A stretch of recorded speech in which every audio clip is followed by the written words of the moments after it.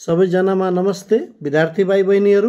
आज फेरि C exam गुरुले तपाईहरूको लागि सी एक्जाम 2080 साइन्स विषय मध्य प्रदेशको प्रश्नपत्रको खण्ड घ अर्थात् सेक्सन डी अन्तर्गतका लामो प्रश्नहरूको समाधान लिएर आएको छ। यस सेक्सनमा जम्मा 7वटा प्रश्नहरू हुन्छ र प्रत्येक 4 मार्कको हुन्छ। विज्ञानमा A+ ल्याउनको लागि यो खण्ड अति नै महत्त्वपूर्ण हुन्छ। यो खण्डलाई एकदमै राम्रोसँग बुझिराख्नुपर्छ अनि हामीले A+ ल्याउन सफल हुन्छौँ। अत अब ढिलो नगरी सिधा हामी विषयवस्तुमा प्रवेश गर्छौँ। यहाँ 17 नम्बरमा छ, खाद्य परिरक्षीको एउटा उदाहरणसहित परिभाषा दिनुहोस्। यसको प्रयोग गर्दा याद राख्नुपर्ने कुनै 2वटा बुँदाहरू उल्लेख गर्नुहोस्। त हामीले यहाँ खाद्य परिरक्षीको परिभाषा लेखेका छौँ। खाद्य पदार्थ सर्न, गल्न, बिग्रिन नपाउने गरी सुरक्षित राख्न प्रयोग गरिने पदार्थलाई खाद्य परिरक्षी भनिन्छ, जस्तै खाने नुन, खाने तेल, चिनी, बेसार आदि। भनाइको मतलब खाद्य पदार्थलाई सड्न वा बिग्रिनबाट बचाउन प्रयोग गरिने पदार्थलाई खाद्य परिरक्षी भनिन्छ। यति लेख्दा हुन्छ। उदाहरणमा खाने नुन, तेल भयो। अब अर्को प्रश्नको अर्को खण्डमा छ, खाद्य परिरक्षी प्रयोग गर्दा याद राख्नुपर्ने कुराहरू यानी ध्यान दिनुपर्ने कुराहरू के छ त? सकेसम्म खाद्य परिरक्षीको रूपमा प्राकृतिक खाद्य परिरक्षीको प्रयोग गर्नुपर्छ। रासायनिक खाद्य परिरक्षीको अत्याधिक प्रयोग गर्नु हुँदैन। यसको प्रयोग तोकिएको मात्रा अनुसार गर्नुपर्छ। भनाइको मतलब हामीले सकभर प्राकृतिक खाद्य परिरक्षीको प्रयोग गर्ने, दोस्रोमा रासायनिक खाद्य परिरक्षीको तोकिएको निश्चित मात्रा बमोजिम प्रयोग गर्ने। अब 18 नम्बरमा छ, बेस ब्यान्ड प्रसारण र ब्रोड ब्यान्ड प्रसारण बीचका फरक भनिएको छ। डिजिटल सिग्नललाई एनालग सिग्नलमा परिवर्तन नगरी च्यानलमा डिजिटल सिग्नल पठाउने प्रक्रियालाई बेस ब्यान्ड प्रसारण भनिन्छ। यसमा के हुन्छ भने डिजिटल सिग्नललाई एनालग सिग्नलमा परिवर्तन गरिँदैन, अर्थात् वेभको रूपमा रूपान्तरण गरिँदैन। सिधा डिजिटल सिग्नललाई डिजिटल फर्ममै चाहिँ अर्को च्यानलमा पठाउने काम गरिन्छ। अब यसलाई यसरी बुझ्दा पनि हुन्छ, जस्तो एउटा यो ए कम्प्युटर छ, एउटा बी कम्प्युटर छ हैन। कम्प्युटर ए का डाटाहरू बी मा पठाउनु पर्यो। अब यसको लागि एउटा तार चाहिन्छ, केबल त चाहिन्छ। अब कम्प्युटर ए का डाटाहरू जुन डिजिटल फर्ममा हुन्छ, 0 र 1 को फर्ममा हुन्छ, यसलाई हामी कम्प्युटर बी मा पठायौँ, डिजिटली नै पठायौँ भने यो चाहिँ बेस ब्यान्ड प्रसारण हो। अब यस किसिमको प्रसारण छोटो दूरीका लागि गरिन्छ। भनाइको मतलब बेस ब्यान्ड प्रसारण छोटो दूरीका लागि गरिन्छ। एउटै च्यानलबाट एकै पटकमा एउटा मात्र सिग्नल पठाउन सकिन्छ। छोटो दूरीको लागि प्रसारण गरिने एक पटकमा एउटा सिग्नल मात्र पठाउन मिल्छ। अब अर्को छ ब्रोड ब्यान्ड प्रसारण। यो भनेको डिजिटल सिग्नललाई एनालग सिग्नलमा परिवर्तन गरी च्यानलमा डिजिटल सिग्नल पठाउने प्रक्रियालाई ब्रोड ब्यान्ड प्रसारण भनिन्छ। यसमा के हुन्छ भने डिजिटल सिग्नललाई पहिला एनालगमा रूपान्तरण गरिन्छ। त्यो एनालग सिग्नल चाहिँ रिसिभर साइडमा प्राप्त हुन्छ र त्यसलाई पुनः डिजिटल फर्ममा रूपान्तरण गरी हामी डिजिटल फर्ममै प्राप्त गर्छौँ। त्यो भनेको ब्रोड ब्यान्ड प्रसारण हो। अब यस किसिमको प्रसारण लामो दूरीका लागि गरिन्छ। चूँकि सिग्नललाई हामी एनालग बनाइसकेका हुन्छौँ, एनालग सिग्नलहरू एउटा वेभको रूपमा अगाडि बढ्ने गर्छ। लामो दूरीसम्म पनि हामी यसलाई प्रयोग गर्न सक्छौँ र यसमा एउटै च्यानलबाट एकै पटकमा धेरै सिग्नलहरू पठाउन सकिन्छ भने एक समयमा धेरैवटा सिग्नलहरू, धेरै डाटाहरू हामी पठाउन सक्छौँ। अब अर्कोमा छ डिजिटल सञ्चार र एनालग सञ्चार। डिजिटल सञ्चार भनेको डिजिटल यस अन्तर्गत सिग्नल बाइनरी कोडको रूपमा हुन्छ, 0 र 1 को फर्ममा हुन्छ। डिजिटल सञ्चारमा च्यानल भएर प्रसारण हुने सिग्नल बाह्य प्रभावबाट कम प्रभावित हुन्छ। हो, यो सिग्नल चाहिँ बाह्य प्रभावबाट एकदमै न्यून रूपमा प्रभावित हुन्छ। अब बाह्य प्रभाव भनेको के हो? यो भनेको नोइज हुन सक्छ, एयर हुन सक्छ, लाइटनिङ हुन सक्छ। अब घरहरू, भवनहरू, पर्खाल पहाड पर्वत आदि हुन सक्छ, जसले सिग्नलको क्वालिटीलाई सप्रेस गर्ने काम अर्थात् बिगार्ने कार्य गर्छ। अर्को बुदामा चाहिँ यसमा कोडिङ सम्भव हुन्छ। हो, डिजिटल सञ्चारमा कोडिङ सम्भव हुन्छ। अब एनालग सञ्चार अन्तर्गत हामी आउँदा सिग्नल निरन्तर विद्युतीय तरङ्गको रूपमा प्रसारण हुन्छ, यानि कि सिग्नल हाम्रो निरन्तर हुन्छ र तरङ्गको रूपमा प्रसारित हुन्छ। यसरी एनालग सञ्चारमा च्यानल भएर प्रसारण हुने सिग्नल बाह्य प्रभावबाट अत्याधिक प्रभावित हुन्छ। हो, यो चाहिँ हाम्रो यो एनालग सिग्नल चाहिँ बाहिरी प्रभावबाट बढी चाहिँ प्रभावित हुन्छ।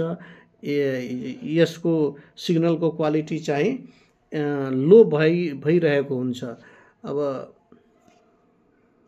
र अर्को बुदामा चाहिँ यसमा कोडिङ सम्भव हुँदैन। अब 19 नम्बरमा चाहिँ आधुनिक पिरियोडिक तालिका मेन्डेलिभको पिरियोडिक तालिका भन्दा के मायनामा बदलिएको छ? कुनै दुई बुदा लेख्नुहोस्, पी ब्लक र एस ब्लक। त दुईटा कारण हामी यहाँ दिएका छौँ। आधुनिक पिरियोडिक तालिका चाहिँ तालिकामा परमाणुमिक सङ्ख्यालाई आधारभूत गुण मानिएको छ। मेन्डेलिभको पिरियोडिक तालिका चाहिँ परमाणुमिक भारको क्रममा व्यवस्थित थियो, तर आधुनिक पिरियोडिक तालिका चाहिँ परमाणुमिक सङ्ख्याको आधारमा व्यवस्थित गरिएको छ र यो बढी परमाणुमिक छ। अर्को बुदामा छ आधुनिक पिरियोडिक तालिकामा आइसोटोप्सलाई एउटै स्थान दिएको छ। मेन्डेलिभको पिरियोडिक तालिकामा यो सम्भव थिएन। मेन्डेलिभको पिरियोडिक तालिकामा आइसोटोप्सहरूको लागि छुट्टा छुट्टै स्थान दिनुपर्ने जस्तो थियो, तर आधुनिक पिरियोडिक तालिकामा आइसोटोप्सहरूलाई एउटै स्थान दिएको छ। अब पी ब्लक र एस ब्लक तत्त्वहरू बीचका फरक। पी ब्लक अन्तर्गत पी ब्लक तत्त्वका परमाणुहरूको सबैभन्दा पछिल्लो इलेक्ट्रोन पी उपसेलमा रहेको हुन्छ। भनेको मतलब तत्त्वहरूको इलेक्ट्रोनिक विन्यास गर्दा त्यसको अन्तिम इलेक्ट्रोन पी उपसेलमा पर्दछ। पी ब्लकका तत्त्वहरूलाई आधुनिक पिरियोडिक तालिकाको दायाँतिर राखिएको छ। यिनीहरूलाई पिरियोडिक तालिकाको दायाँतिर राखिएको छ। अब यस ब्लक अन्तर्गत आउँ। यस ब्लक तत्त्वका परमाणुहरूको सबैभन्दा पछिल्लो इलेक्ट्रोन यस उपसेलमा रहेको हुन्छ।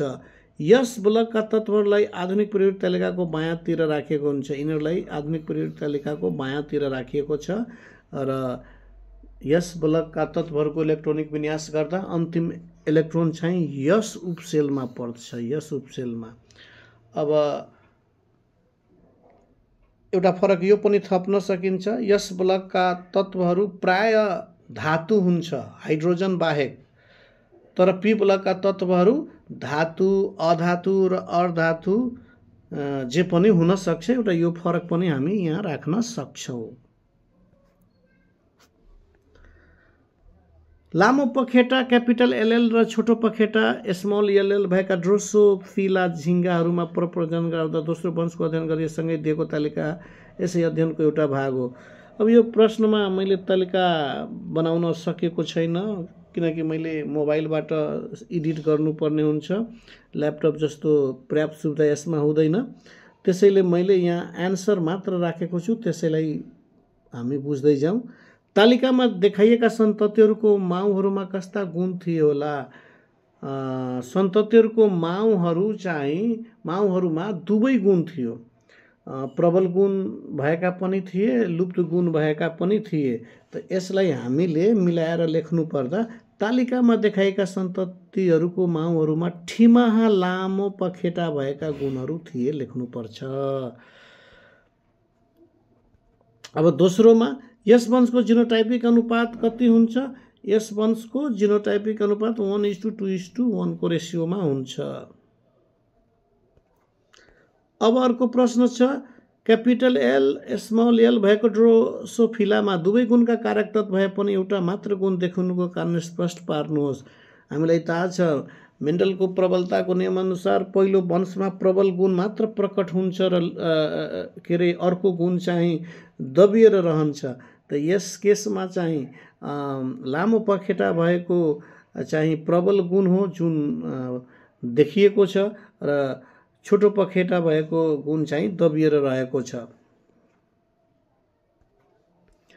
अब अर्को प्रश्न छ ठिमाहा र लुप्त गुण भएका ड्रोसोफिला क्रसिङ गर्दा बन्ने सन्ततिका लागि चार्ट गर्नु। यो पनि मैले सकेन, मोबाइलमा यस्ता सुविधाहरू छैन, तर यसलाई मैले तपाईहरुलाई यही बुझाउने प्रयास गर्छु। ठिमाहा गुण भनेको यसलाई हामी के रे क्यापिटल एल र स्मल एल ले जनाउँछौँ र लुप्त गुण भनेको L L small L L. अब मियोसिसको बेला चाहिँ ग्यामेट चाहिँ के हुन्छ भने सेपरेट हुन्छ, एउटा क्यापिटल एल एउटा स्मल एल। यता पनि ग्यामेट चाहिँ सेपरेट हुन्छ, स्मल एल। अब यिनीहरू बीच क्रस गर्ने, यिनीहरू बीच क्रस गर्दाखेरि अब यो भनेको क्यापिटल एल स्मल एल भयो। त्यसै गरी यसलाई योसँग क्रस गर्दाखेरि यो पनि क्यापिटल एल स्मल एल भयो। त्यसै गरी एललाई योसँग क्रस गर्दाखेरि स्मल एल भयो। फेरि एललाई योसँग क्रस गर्दाखेरि स्मल एल भयो। यानी कि 50% चाहिँ तपाईको ठिमाहा गुण देखाइरहेको छ भने 50% चाहिँ लुप्त गुण देखाइरहेको छ। अब यसको फिनोटाइपिक र जिनोटाइपिक अनुपात 1:1 हुन्छ। तर यो कुरा लेख्नु पर्ने होइन, यो चाहिँ चार्ट चाहिँ हामीले देखाउनु पर्ने रहेछ। तीनवटा फरक लेन्सहरू ए बी र सी अगाडि कुनै वस्तु राख्दा बन्ने आकृतिको प्रकृति तलको तालिकामा दिएको छ। एउटा ए लेन्स छ, वस्तुलाई 2A भन्दा पर राख्दा वास्तविक वस्तुभन्दा सानो र उल्टो आकृति बनाएको छ। एउटा कुरा थाहा पाइराख्नुहोस्, वास्तविक आकृति जहिले पनि कन्भेक्स लेन्सले बनाउँछ, कन्केभ लेन्सले वास्तविक आकृति बनाउँदैन। यहाँ वास्तविक हुने बित्तिकै हामी के बुझ्छौँ भने यो चाहिँ हाम्रो कन्भेक्स लेन्स हो, ए भनेको कन्भेक्स लेन्स हो। त्यसै गरी बीलाई हेरौँ, एफ र ओ को बीचमा राख्दा, वस्तुलाई एफ र ओ को बीचमा राख्दा अवास्तविक वस्तुभन्दा ठुलो र सुल्टो आकृति, हामीलाई थाहा छ एउटा मात्र केस छ जसमा कन्भेक्स लेन्सले अवास्तविक आकृति बनाउँछ र वस्तुभन्दा ठुलो र सुल्टो आकृति बनाउँछ। यो पनि कन्भेक्स लेन्सै हो। बी भनेको पनि के हो? कन्भेक्स लेन्स हो। अब सीलाई हेरौँ त, सी भनेको एफ र 2F को बीचमा वस्तुलाई राखेको छ, आकृति अवास्तविक वस्तुभन्दा सानो र सुल्टो बनाएको छ। भनाइको मतलब के भयो भने अवास्तविक आकृति बनाउने भनेको कन्केभ लेन्स हो।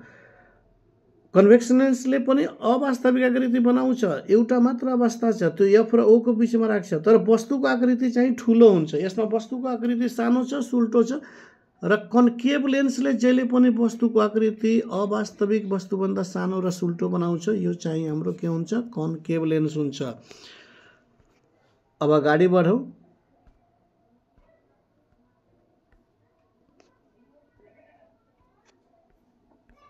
उक्त लेन्सहरू मध्ये कुन लेन्स दुईवटा लेन्सहरूलाई दूरदृष्टि कमजोरी हटाउन प्रयोग गरिन्छ?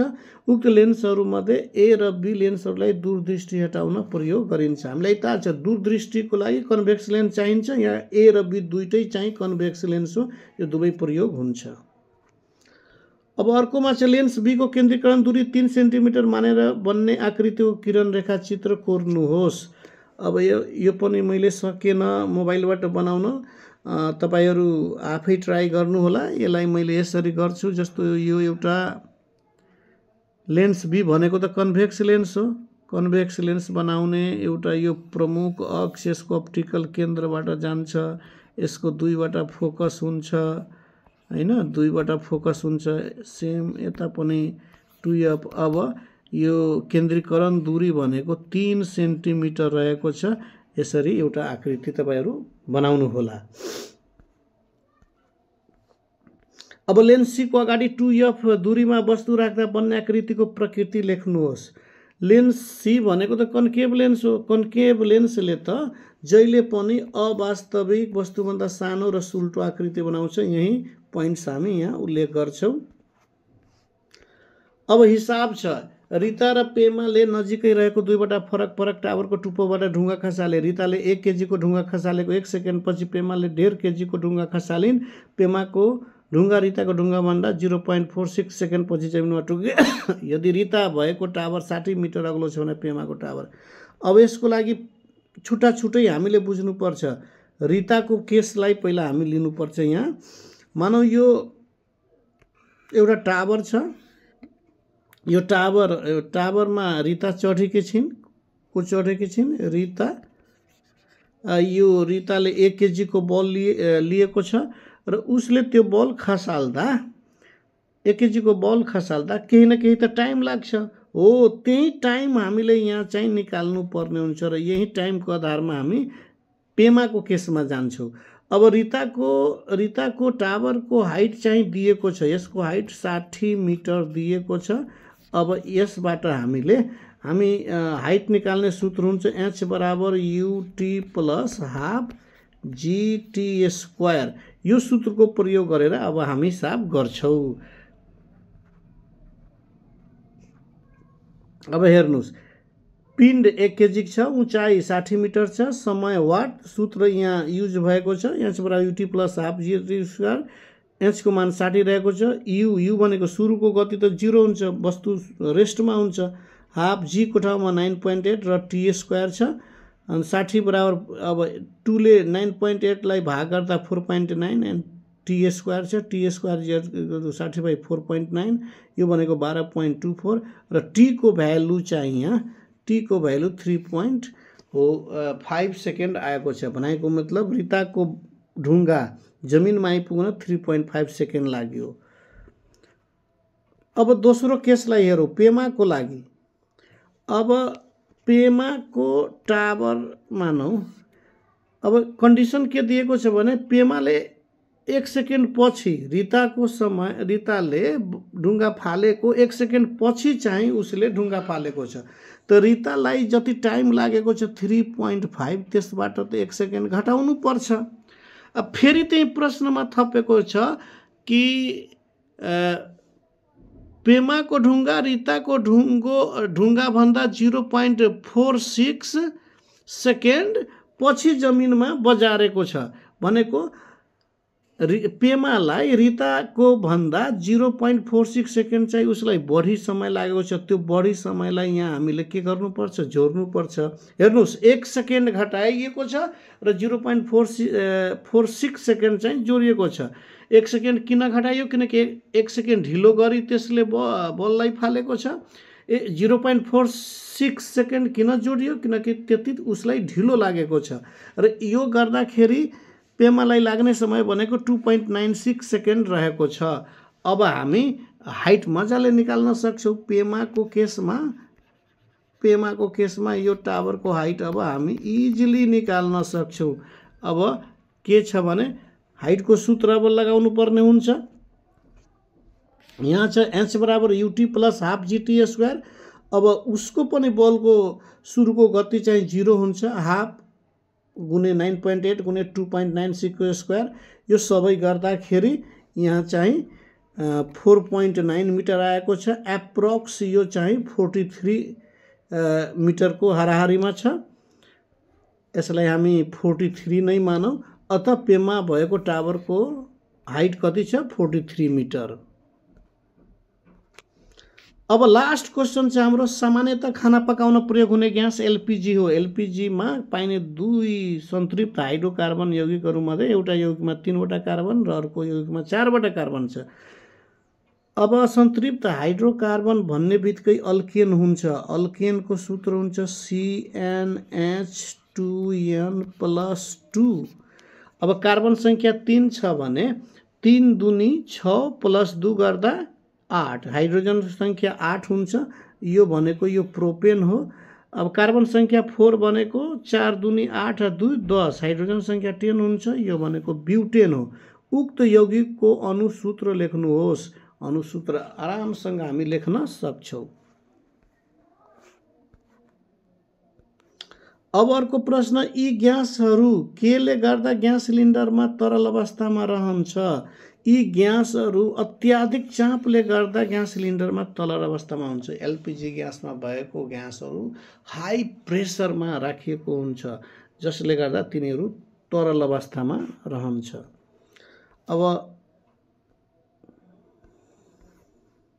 अब लास्ट प्रश्न, यसै को उपखण्ड प्रश्न हो।